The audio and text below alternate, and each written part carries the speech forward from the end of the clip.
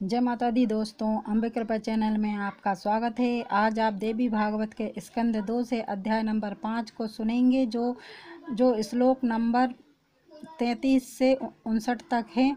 और यदि आपको देवी भागवत की महिमा सुनना पसंद है तो चैनल को लाइक एंड सब्सक्राइब करें। धन्यवाद। सूत जी बोले, निषाद की बात सुनकर राजा शांतनु चिंतित हो उठे। उस समय मन में भीष्म का स्मरण करके राजा कुछ भी उत्तर न दे सके। तब कामातुर तथा चिंतित राजा राजमहल में चले गए। उन्होंने घर जाने पर न स्नान किया और न भोजन किया और न शयन ही किया। तब उन्हें चिंतित देखकर पुत्र देवव्रत राजा के पास जाकर उनकी इस चिंता का कारण पूछने लगे। हे नृपश्रेष्ठ, कौन सा ऐसा शत्रु है जिसको आप जीत न सके? मैं उसे आपके अधीन कर दूंगा। हे नृपोत्तम, आपकी क्या चिंता है? मुझे सही बताइए। हे राजन, भला उस उत्पन्न हुए पुत्र से क्या लाभ जो पैदा होकर अपने पिता का दुख न समझे तथा उसको दूर करने का उपाय न कर सके। ऐसा कुपुत्र तो पूर्व जन्म के किसी ऋण को वापस लेने के लिए यहाँ आता है, इसमें किसी प्रकार का संदेह नहीं है। दशरथ के पुत्र रामचंद्र जी भी पिता की आज्ञा से राज त्याग कर लक्ष्मण और सीता के साथ वन में चले गए तथा चित्रकूट पर्वत पर निवास करने लगे। इसी प्रकार हे राजन, राजा हरिश्चंद्र का पुत्र जो रोहित नाम से प्रसिद्ध था, अपने पिता की इच्छा अनुसार बिकने के लिए तत्पर हो गया और खरीदा हुआ वह बालक ब्राह्मण के घर में सेवक का कार्य करने लगा। अर्जिगर्त ब्राह्मण का एक श्रेष्ठ पुत्र था जो शुनशेप नाम से प्रसिद्ध था। खरीद लिए जाने पर वह पिता के द्वारा यूप में बांध दिया गया, जिसे बाद में विश्वामित्र ने छुड़ाया था। पूर्व काल में पिता की आज्ञा से ही परशुराम ने अपनी माता का सिर काट दिया था। ऐसा लोक में प्रसिद्ध है।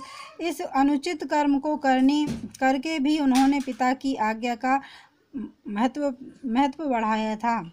हे पृथ्वीपते, यह मेरा शरीर आपका ही है।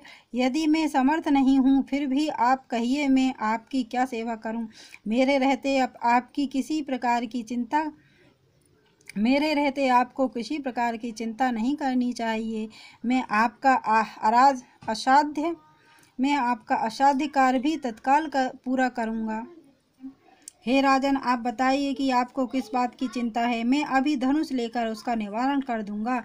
यदि मेरे इस शरीर से भी आपका कार्य सिद्ध हो सके तो मैं आपकी अभिलाषा पूर्ण करने को तत्पर हूँ।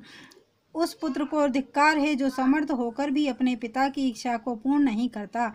जिस पुत्र के द्वारा पिता की चिंता दूर ना हुई, उस पुत्र का जन्म लेने का क्या प्रयोजन है? सूत जी बोले, अपने पुत्र गंगेय का वचन सुनकर महाराज शांतनु मन में लज्जित होते हुए उससे शीघ्र ही कहने लगे। राजा बोले, हे पुत्र, मुझे यही महान चिंता है कि तुम मेरे इकलौते पुत्र हो। यद्यपि तुम बलवान स्वाभिमानी रणस्थल में पीठ न दिखाने वाले साहसी पुत्र हो, तथापि केवल एक पुत्र होने के कारण मुझ पिता का जीवन व्यर्थ है।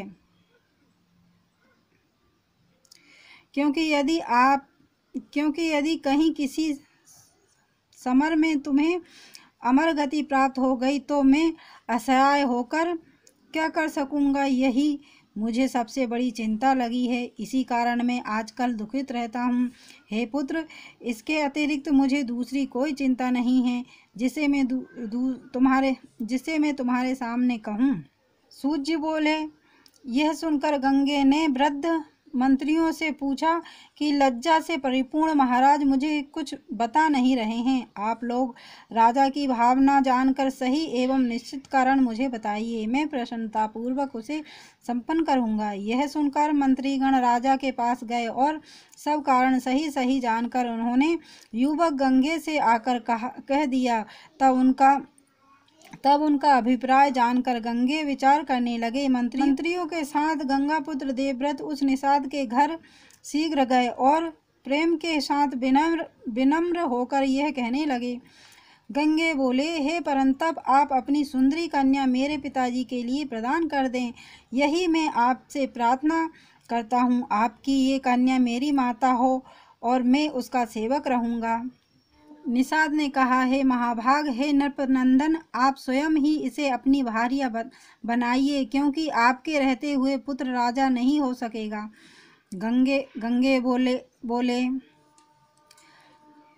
गंगे बोले, आपकी यह कन्या मेरी माता है, मैं राज नहीं करूँगा। इसका पुत्र ही निश्चित रूप से राज करेगा, इसमें कुछ भी संदेह नहीं है। निषाद ने कहा, मैंने आपकी बात सही मान ली, परंतु यदि आपका पुत्र बलवान हुआ तो वह बलपूर्वक राज को निश्चित ही ले लेगा। गंगे बोले, हे तात, मैं कभी विवाह नहीं करूँगा। मेरा यह वचन सर्वदा सत्य है, यह मैंने भीष्म प्रतिज्ञा कर ली। सूत जी बोले, गंगे द्वारा की गई ऐसी प्रतिज्ञा सुनकर निषाद ने उन राजा शांतनु को अपनी सर्वांग सुंदरी कन्या सत्यवती सौंप दी। इस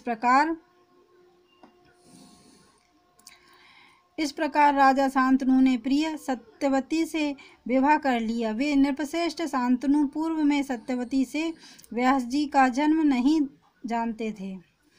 इति श्रीमद्देवी भागवत महापुराणे अष्टादशसहस्रस्यां संहितां द्वितीय स्कंदे देवव्रत प्रतिज्ञा वर्णनम नाम पंचम अध्यायः। जय माता दी दोस्तों। और यदि आपको देवी भागवत की महिमा सुनना पसंद हो तो इस चैनल को लाइक एंड सब्सक्राइब करें। धन्यवाद।